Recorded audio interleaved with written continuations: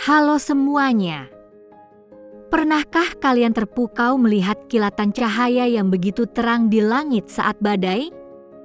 Atau mungkin kalian pernah terkejut mendengar suara gemuruh yang menggelegar setelahnya? Fenomena alam ini, yang kita kenal sebagai petir, memang sangat memukau. Petir adalah salah satu fenomena alam paling spektakuler yang bisa kita saksikan. Namun, di balik keindahannya, petir juga merupakan salah satu fenomena alam yang paling berbahaya. Kekuatan yang dimilikinya sangatlah besar. Mungkin kalian bertanya-tanya, bagaimana sebenarnya petir bisa muncul?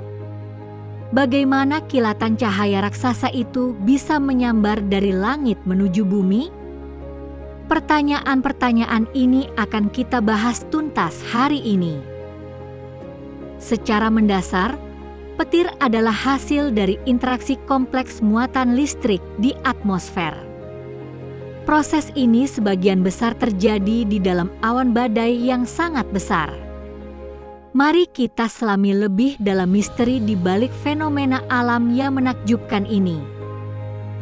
Untuk memahami petir, kita harus terlebih dahulu mengenal tempat kelahirannya. Petir tidak bisa muncul begitu saja dari langit yang cerah.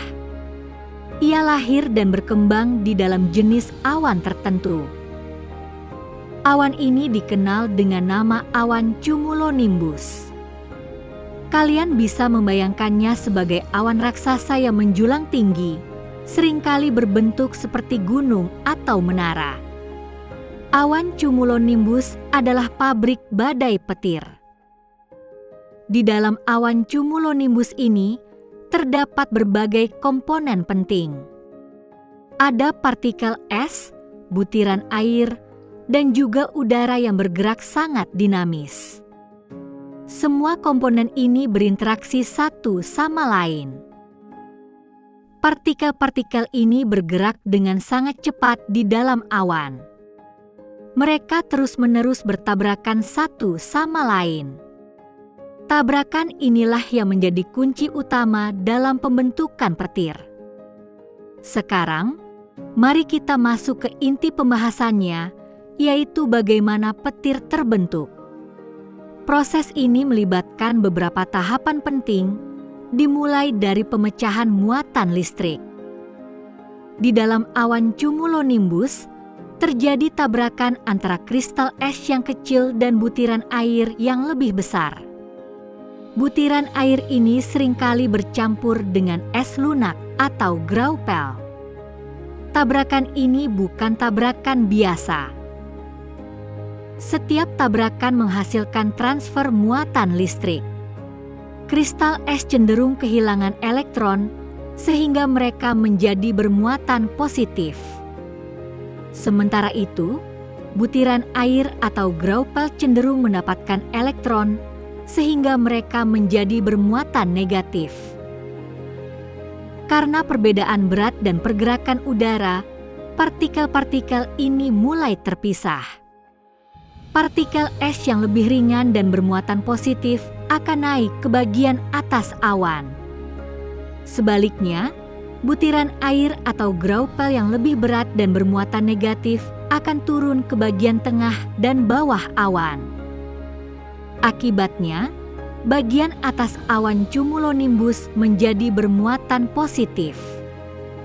Bagian tengah dan bawah awan, terutama di dasar awan, menjadi bermuatan negatif. Inilah yang kita sebut sebagai pemecahan muatan. Setelah muatan terpisah di dalam awan, sesuatu yang menarik terjadi di permukaan tanah. Muatan negatif yang terkumpul di dasar awan akan menarik muatan positif di permukaan bumi. Muatan positif ini berkumpul di objek-objek tinggi seperti pohon, gedung, atau bahkan manusia. Proses ini disebut induksi muatan. Meskipun awan dan tanah terpisah oleh jarak, muatan negatif di awan menciptakan medan listrik yang kuat. medan listrik ini menarik muatan positif di bawahnya. Akibatnya, terbentuklah perbedaan potensial listrik yang sangat besar. Perbedaan ini terjadi antara dasar awan yang bermuatan negatif dan permukaan tanah yang bermuatan positif. Bayangkan seperti baterai raksasa yang siap melepaskan energinya. Perbedaan potensial ini bisa mencapai jutaan hingga miliaran volt. Udara di antara awan dan tanah sebenarnya adalah isolator yang baik. Artinya, udara biasanya tidak menghantarkan listrik. Namun, ketika perbedaan potensial listrik ini mencapai titik kritis, udara tidak lagi bisa menahan muatan. Udara akan pecah dan berubah menjadi konduktor. Inilah saatnya petir akan menyambar. Ketika perbedaan potensial listrik antara awan dan tanah sudah sangat besar, udara di antara keduanya tidak lagi mampu menahan muatan. Udara yang tadinya isolator tiba-tiba berubah menjadi konduktor. Ini terjadi karena medan listrik yang sangat kuat mengionisasi molekul udara. Proses ionisasi ini menciptakan jalur yang bermuatan listrik. Jalur ini disebut leader atau pemimpin. Leader ini adalah aliran elektron yang bergerak perlahan dari dasar awan menuju tanah. Leader ini tidak terlihat terang seperti kilatan petir yang kita kenal. Ia bergerak secara bertahap, seperti mencari jalan terpendek menuju tanah. Leader ini membuka jalan bagi aliran elektron yang jauh lebih besar. Ketika leader ini mendekati tanah, muatan positif dari tanah akan mulai bergerak ke atas. Muatan positif ini tertarik oleh leader yang mendekat. Mereka bergerak naik dari objek-objek tinggi di permukaan tanah. Saat leader dari awan akhirnya bertemu dengan muatan positif yang bergerak naik dari tanah, terjadilah kontak. Pada saat inilah, sebuah aliran listrik yang sangat besar dan cepat terjadi. Aliran ini bergerak dari tanah kembali ke awan melalui jalur yang sama dengan leader. Inilah yang kita sebut sebagai stroke balik atau return stroke.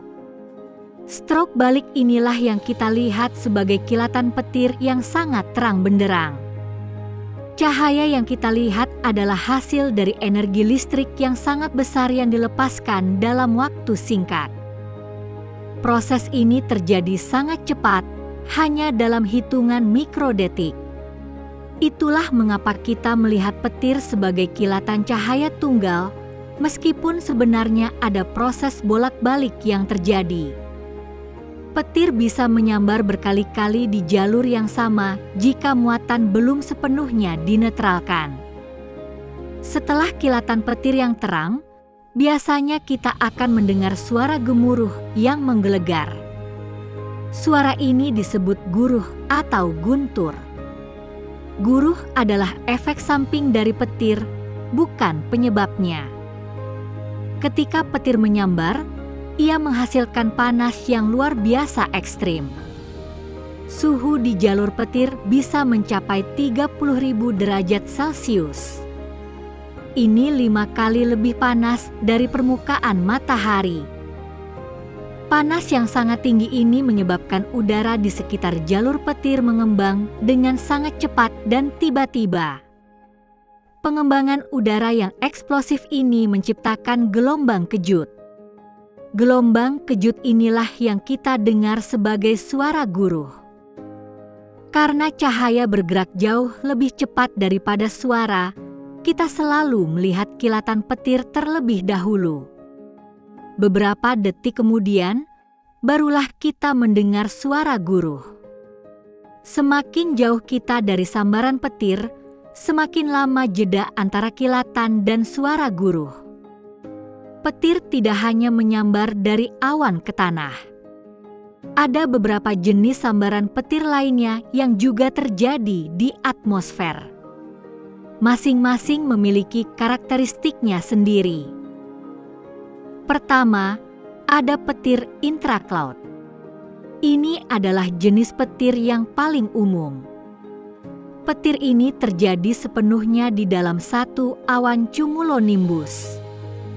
Kita sering melihatnya sebagai kilatan cahaya yang menyebar di dalam awan tanpa menyambar ke tanah. Kedua, ada petir intercloud. Jenis petir ini terjadi antara dua awan yang berbeda. Muatan listrik berpindah dari satu awan ke awan lainnya. Ini juga sering terlihat sebagai kilatan cahaya di langit, tetapi tidak menyentuh tanah. Ketiga, petir juga bisa menyambar dari awan ke objek lain di udara. Contohnya adalah pesawat terbang. Meskipun jarang, pesawat terbang bisa tersambar petir saat terbang melalui awan badai. Namun, pesawat dirancang untuk menahan sambaran petir dengan aman. Meskipun jenis-jenis petir ini tidak menyambar ke tanah, mereka tetap menunjukkan aktivitas listrik yang intens di atmosfer. Mereka adalah bagian dari siklus pelepasan muatan yang terjadi selama badai. Memahami bagaimana petir terbentuk bukan hanya untuk menambah pengetahuan kita. Pengetahuan ini juga sangat penting untuk keselamatan kita. Petir adalah fenomena alam yang sangat kuat dan mematikan. Oleh karena itu, ada beberapa tindakan pencegahan yang harus selalu kita ingat saat badai petir terjadi. Keselamatan adalah prioritas utama. Pertama, hindari berada di luar ruangan saat badai petir. Jika kalian mendengar guruh, itu berarti kalian sudah cukup dekat untuk tersambar petir. Segera cari tempat berlindung. Kedua, cari tempat berlindung di dalam bangunan yang kokoh. Bangunan dengan dinding dan atap yang solid, serta sistem kelistrikan yang terhubung ke tanah, adalah tempat yang aman. Hindari jendela dan pintu. Ketiga, jika tidak ada bangunan, mobil yang tertutup juga bisa menjadi tempat berlindung yang relatif aman. Rangka logam mobil akan mengalirkan listrik petir di sekeliling kalian dan ke tanah, melindungi kalian di dalamnya. Ini dikenal sebagai efek sangkar Faraday. Keempat, jangan pernah berlindung di bawah pohon. Pohon adalah objek tinggi yang sangat rentan tersambar petir. Jika pohon tersambar, listrik bisa mengalir ke tanah dan membahayakan siapapun yang berada di dekatnya. Ingatlah, petir adalah fenomena alam yang luar biasa, tetapi juga sangat berbahaya. Dengan memahami bagaimana ia terbentuk dan mengambil tindakan pencegahan yang tepat, kita bisa tetap aman saat badai petir melanda. Semoga penjelasan ini bermanfaat dan menambah wawasan kalian semua.